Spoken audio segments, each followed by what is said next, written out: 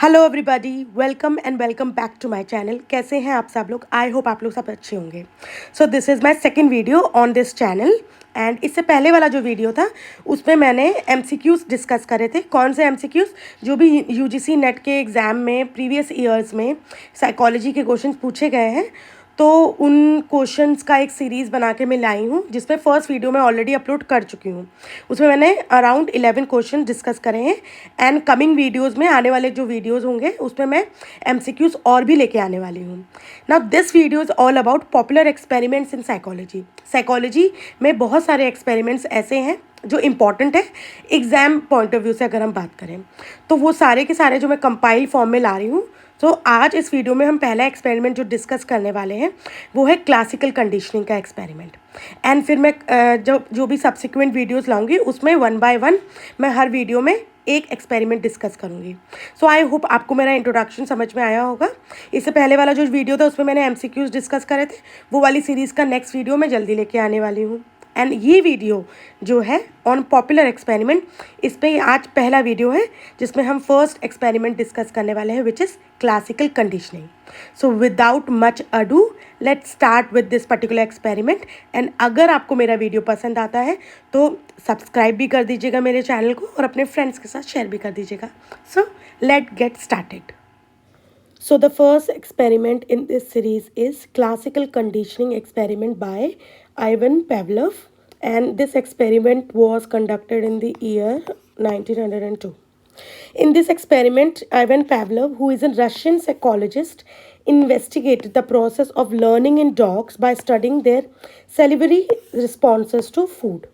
He noticed that dog would begin to salivate not only when presented with the food but also when they heard the sound of bell that was associated with the presentation of food. सो इस experiment में क्या था, Avon पैवलम ने ये conduct करा था experiment.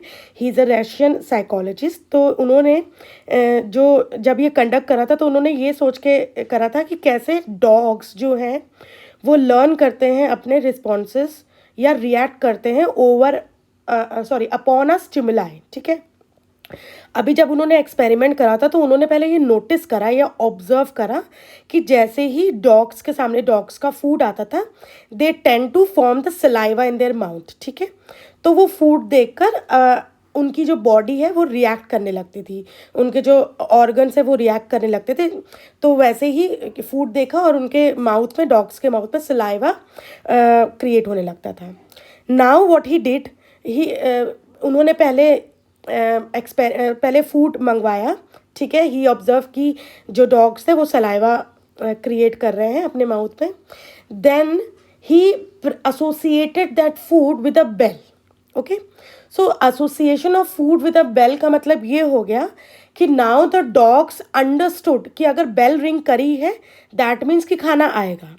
तो after some time, after like once और ट्वाइस, उन्होंने जैसे ही फूड आया, बेल रिंग हुआ, फूड आया, बेल रिंग हुआ, फूड आया, तो इससे क्या हो गया, उन्होंने एक कनेक्शन एसोसिएट कर लिया, एक कनेक्शन क्रिएट कर लिया between the ringing of the bell and coming of the food, the dogs ने। ठीक है, तो अभी क्या हो रहा था कि सलाइवा क्रिएट कैसे हो रहा था, केवल बेल भी अगर रिंग कर रही थी ना तो भी सलाइवा क्रिएट हो जा रहा था। तो ये एक्सपेरिमेंट से ये पता चलता है कि कैसे डॉग्स या कोई भी ह्यूमन, कोई भी बीइंग अपने आप को एसोसिएट कर देता है टू एन स्टिमुलाई, और यही लर्निंग को या इसी एसोसिएशन की हेल्प से बहुत सारी कंपनीज अपनी मार्केटिंग स्ट्रैटेजीज भी क्रिएट करती हैं। जैसे अगर मार्केटिंग स्ट्रैटेजीज क्रिएट करने का मतलब ये है कि हम एडवर्टीजमेंट्स में देखते हैं कि जैसे कोई लेट्स से कोई फूड इंडस्ट्री है, अगर वो अपना एडवर्टीजमेंट शो कर रही है तो वहाँ पर वो ये दिखाएगी कि बच्चे स्कूल जा रहे हैं, या ऐसा कोई क्रीम है, कोई फेयरनेस क्रीम है, या कोई ब्यूटी कोई इंडस्ट्री है जिसने अपना कोई एडवर्टीजमेंट बनाया है, तो वो अपनी ब्यूटी को या अपने ब्यूटी प्रोडक्ट को एसोसिएट करेगी विद द इमेज, मतलब good image of that person. कि अगर आपने, जैसे कि अगर आपको पता होगा, अगर आपने देखा होगा बहुत ज़्यादा एड्स में कि कोई कंपनीज फेयरनेस क्रीम्स के जो एड्स रन करती हैं, वो क्या एसोसिएशन करती हैं कि if you use this fairness cream तो आपका जो स्किन कलर है वो ब्राइट हो जाएगा, मतलब एक्नेस ख़त्म हो जाएंगे। और क्योंकि आपका स्किन कलर ब्राइट हो रहा है तो that will bring confidence in you. तो वैसे क्रीम लगाने से कॉन्फिडेंस नहीं आ रहा है आपके अंदर, बट वो चीज़ आपके माइंड में डाली गई है विद दैट एड कि अगर आप क्रीम लगाओगे तो दैट प्रोडक्ट लगाओगे तो आपका जो स्किन है वो लाइट हो जाएगा, ब्राइट हो जाएगा। तो fairness, brightness is associated with the image, a good image of that person in the society, that acceptance in the society. ठीक है, तो ये एसोसिएशन जो एडवर्टीजमेंट्स सॉरी जो कंपनीज हैं वो क्रिएट करती हैं ताकि जो कस्टमर है वो परसुएट करे, वो परसुएट हो उस पर्टिकुलर प्रोडक्ट को लेने के लिए, क्योंकि वो फिर वो एसोसिएट, वो एक्सेप्टेंस, वो कॉन्फिडेंस को उस प्रोडक्ट से एसोसिएट कर देता है, लिंक कर देता है। ठीक है, ये अभी मैंने थोड़ा सा बताया, अभी हम आगे भी डिस्कस करने वाले हैं इस एक्सपेरिमेंट को। आई होप आपको इतना सा जो इंट्रोडक्शन है वो समझ में आया होगा। Pavlov developed some rather unfriendly technical terms to describe this process. अब ये जो प्रोसेस है, लर्निंग का प्रोसेस जो अभी मैंने आपको एक्सप्लेन करा, जिसमें एसोसिएशन हो रहा है, एक स्टिमुलाई को हमने एसोसिएट कर दिया है विद अ रिस्पॉन्स कि अगर हमको ये पर्टिकुलर स्टिमुलाई दिखेगी तो हमारा रिस्पॉन्स ये होगा। ठीक है, तो अभी ये जो एक्सपेरिमेंट है इसमें बहुत सारे वर्ड्स को डिस्कस किया गया है, तो हम उन वर्ड्स को अभी डिस्कस करेंगे। तो first word is neutral stimulus, a stimulus that initially does not elicit a particular response or reflex action. So neutral stimulus का मतलब है कि एक ऐसा stimulus, एक ऐसा आप बोल सकते हो एक रिंग, जैसे कि अभी हमने एग्जाम्पल में पढ़ा था कि जो पैवलव थे उन्होंने क्या करा था, पहले उन्होंने ऑब्जर्व करा कि जैसे ही फूड आ रहा था वैसे ही डॉग्स सैलिवेट कर रहे थे, वो अपना माउथ में उनके सलाइवा क्रिएट हो रहा था। नाउ उसने अब ये देखा कि अब उन्होंने क्या करा कि रिंगिंग ऑफ बेल को एसोसिएट करना था। तो इस पर्टिकुलर प्रोसेस में या इस पर्टिकुलर एक्सपेरिमेंट पे जो बेल है, ringing of the bell is the neutral stimulus. Why neutral stimulus? क्योंकि अगर आप सेपरेटली बेल को रिंग कर रहे थे तो सलाइवा क्रिएट नहीं हो रहा था डॉग्स के माउथ में, लेकिन जैसे ही आपने बेल रिंग करा देन उस रिंगिंग ऑफ बेल को फूड के साथ कंपनी कर दिया। You have rang the bell and immediately you gave the food to the dog. तो यहाँ पर क्या हो रहा है, डॉग के माइंड में ये एसोसिएशन, ये कंपनी जो हो रही है, क्रिएट हो रही है कि हाँ जैसे ही बेल बज रहा है मुझको फूड मिल रहा है, बेल बज रहा है फूड मिल रहा है, बेल बज रहा है फूड मिल रहा है। So now that bell has become a stimulus. ठीक है, पहले वो न्यूट्रल था, न्यूट्रल इन द सेंस कि उसको सुन के डॉग्स कोई भी रिएक्शन नहीं दे रहे थे, लेकिन जैसे ही उस बेल को फूड के साथ जोड़ा गया अब वो डॉग्स रिएक्ट कर रहे हैं अकॉर्डिंगली। तो अब ऐसा रिएक्शन हो रहा है कि फूड नहीं भी आ रहा है, केवल बेल भी रिंग कर रही है तो भी सैलिवेट कर रहे हैं dogs. In other words before any conditioning, तो यहाँ पर न्यूट्रल स्टिमुलस क्या है, बेल अगर हम सेपरेटली रिंग कर रहे थे तो कंडीशनिंग तो हुई नहीं थी डॉग की। कंडीशनिंग का मतलब है डॉग के माइंड में ये एसोसिएशन क्रिएट नहीं हुआ था कि बेल रिंग करने के बाद मुझको फूड मिल रहा है, तो अब मुझे पता है कि बेल रिंग करते ही मुझे फूड मिलेगा, तो नाउ मेरी बॉडी वैसे ही रिएक्ट कर रही है और मेरे माउथ में सलाइवा आ रहा है। तो ये कंडीशनिंग से पहले अगर बेल रिंग कर रही थी तो वो न्यूट्रल स्टिमुलस कहलाएगा। The neutral stimulus has no effect on the behaviour or psychological response of the interest. So experiment से अगर हम कनेक्ट करें, अगर आप पढ़ रहे हो तो इंटरेस्ट का यहाँ पर देख लेना, आप डॉग को ले लेना कि डॉग का इंटरेस्ट क्या था, टू ईट, फूड के लिए। ठीक है, तो बेल रिंग कर रहा था, न्यूट्रल स्टिमुलस था, क्योंकि उसके बाद फूड नहीं आ रहा था तो उनको बेल रिंग से कोई भी रिस्पॉन्स नहीं आ रहा था, उनकी बॉडी में कोई चेंजेस नहीं आ रहे थे, उनका बिहेवियर चेंज नहीं हो रहा था। लेकिन बाद में उस न्यूट्रल स्टिमुलस को कंडीशनिंग करके एसोसिएट कर दिया गया with the food. For example, Pavlov's experiment, the sound of the metronome was neutral stimulus. यहाँ पर bell का sound, ठीक है, stimulus initially, as it did not cause the dogs to salivate. Now, unconditioned stimulus क्या होता है? This is a stimulus that naturally and automatically triggers a response without any learning needed. तो unconditioned stimulus का मतलब है यहाँ पर food, ठीक है, फूड देख के वो नेचुरल आएगा आपके। अगर आपको भूख लगी है तो आप खाना देखोगे, तो डॉग को भूख लगी है, डॉग अगर खाना देख रहा है तो उसके माउथ में वो सैलिवेशन होगा, वो that is a natural process. तो यहाँ पर जो फूड है it becomes N unconditioned stimulus. Then we have conditioned stimulus. This is previously neutral. Now conditioned stimulus वही है जो पहले neutral stimulus था. That means the ringing of the bell, the sound of the bell.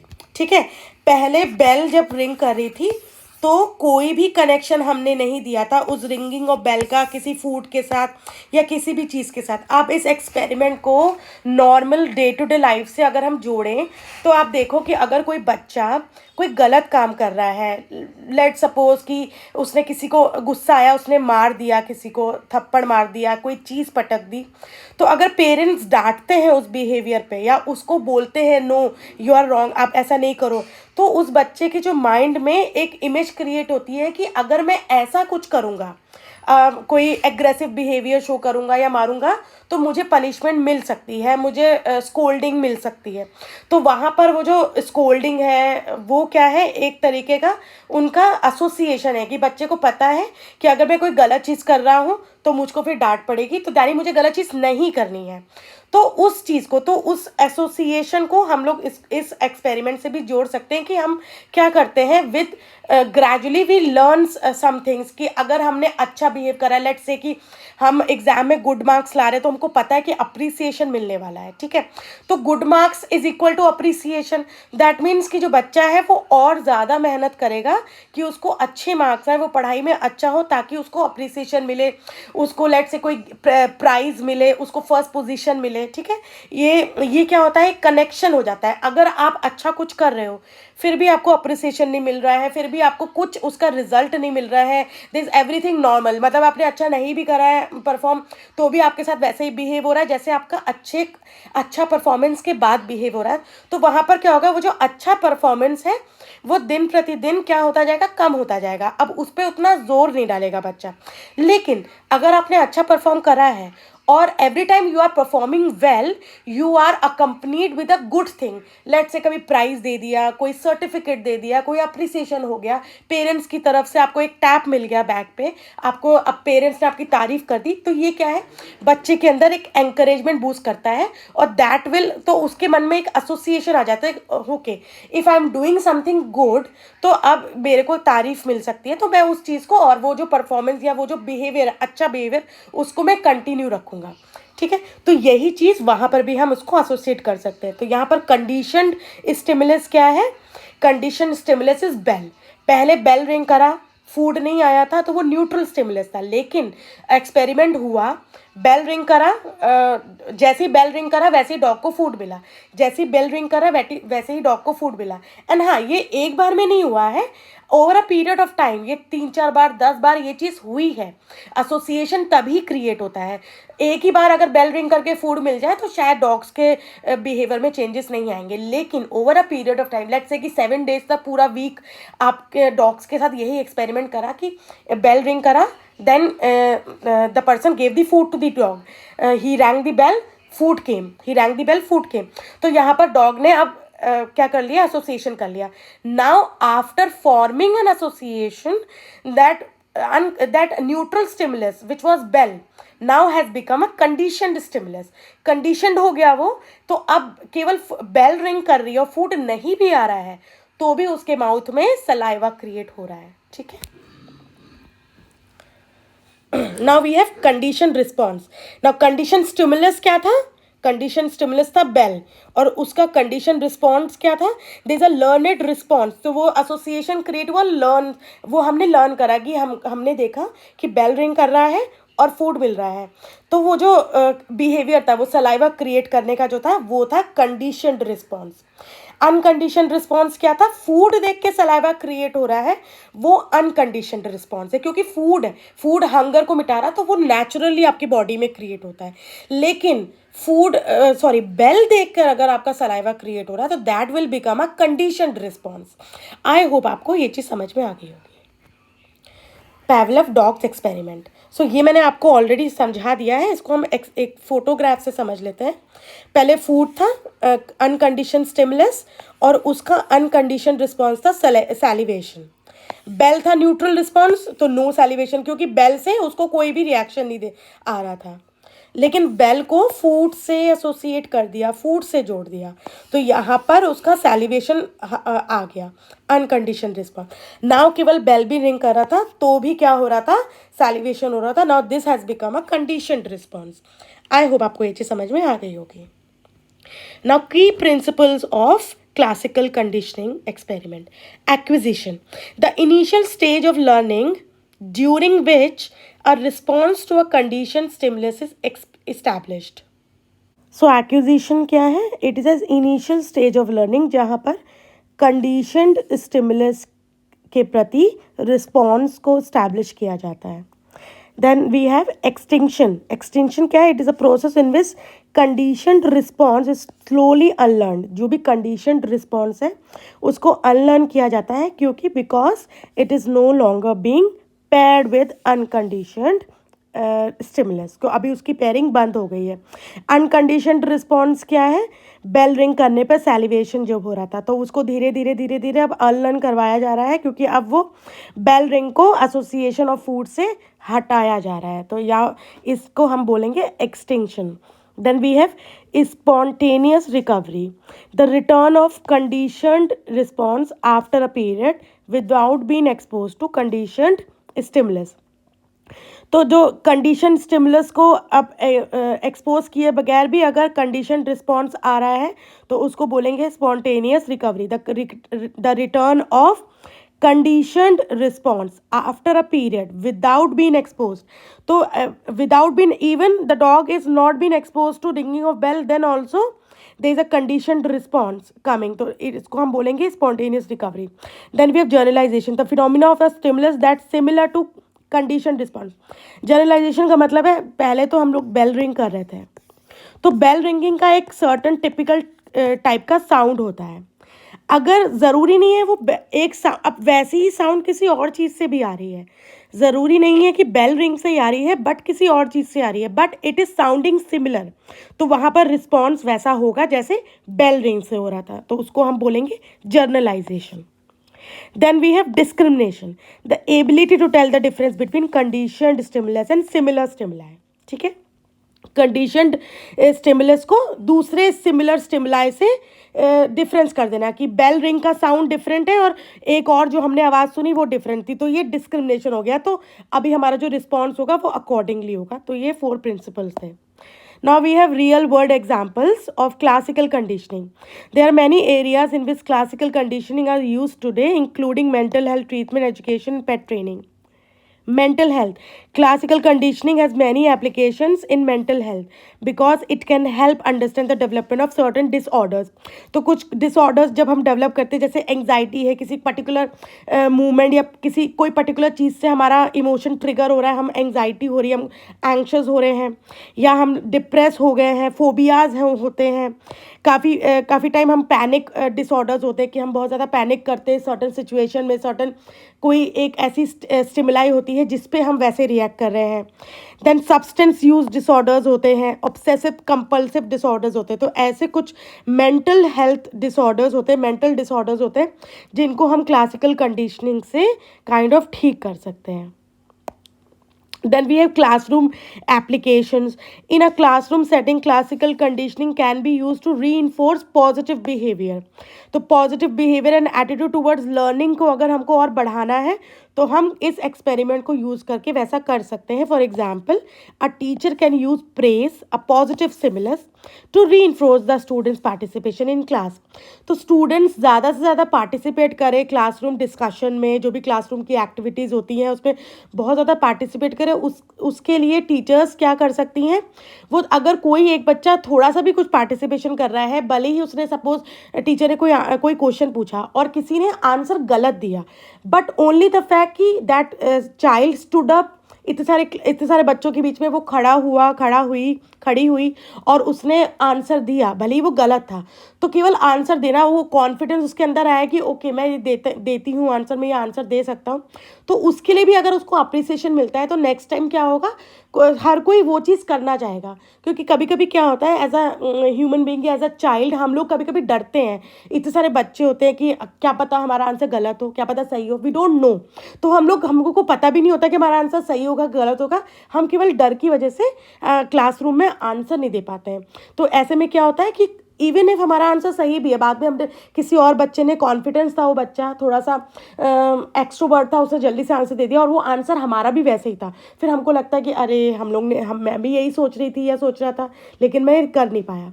तो और कभी कभी ऐसा भी हो सकता है, अगर हम इसको हम नेगेटिव मतलब इसको डिफरेंट सिनेरियो से देखें, कि सपोज एक बच्चे ने आंसर दिया और वो आंसर गलत था, तो सब लोग हंसने लग गए, टीचर ने भी थोड़ा डांट दिया, तो उससे क्या होगा कि बाकी बच्चों के अंदर भी एक डर पैदा हो जाएगा। तो ये चीज़ को हटाने के लिए पार्टिसिपेशन ज़्यादा से ज़्यादा हो बच्चों में, क्लासरूम एक्टिविटीज़, क्लासरूम डिस्कशंस में।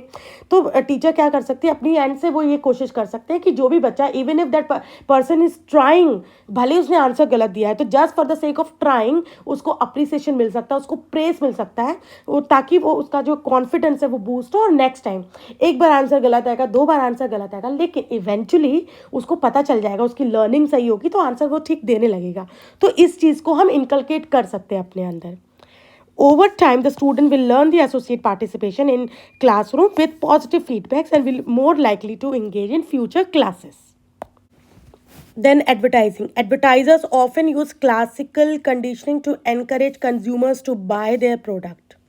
For example, a commercial may show a product that people seem to enjoy using. Eventually consumers come to associate happiness and fun with the product. तो जैसे कि आपको मैंने इस वीडियो के स्टार्टिंग में भी बताया था कि काफ़ी सारे कमर्शियल्स ऐसे होते हैं जो हमारी बहुत सारी कभी कभी इनसिक्योरिटीज़ को या कुछ ऐसी इमोशंस को ट्रिगर करते हैं, कुछ इमोशंस को टैप करते हैं, जिसकी वजह से हम अपने उस पर्टिकुलर इमोशन को उस पर्टिकुलर प्रोडक्ट के साथ एसोसिएट कर देते हैं। ठीक है, और इसी वजह से we tend to buy that product. ज़रूरी नहीं उस प्रोडक्ट की हमको क्वालिटी अच्छी लगी हो या प्रोडक्ट हमको एक्चुअली पसंद आया हो, but yes we tend to associate our emotions with that product, और विच इज़ वाई हम लोग उसको बाय कर लेते हैं। तो ये जो क्लासिकल कंडीशनिंग है वो कभी कभी हम जो ज़्यादातर, नॉट कभी कभी, ज़्यादातर जो कंपनीज होती हैं अपनी एडवर्टीजमेंट्स में यूज़ करती हैं। So that was it for today, and I hope आपको ये वीडियो पसंद आया होगा। Thank you for watching my videos, and अगर आपको वीडियो पसंद आया तो मेरे चैनल को सब्सक्राइब करना ना भूलिएगा, एंड अपने फ्रेंड्स के साथ भी ज़रूर शेयर कर दीजिएगा। नेक्स्ट वीडियो लेके मैं जल्दी आऊँगी। Till then stay connected with me, keep learning, and bye bye.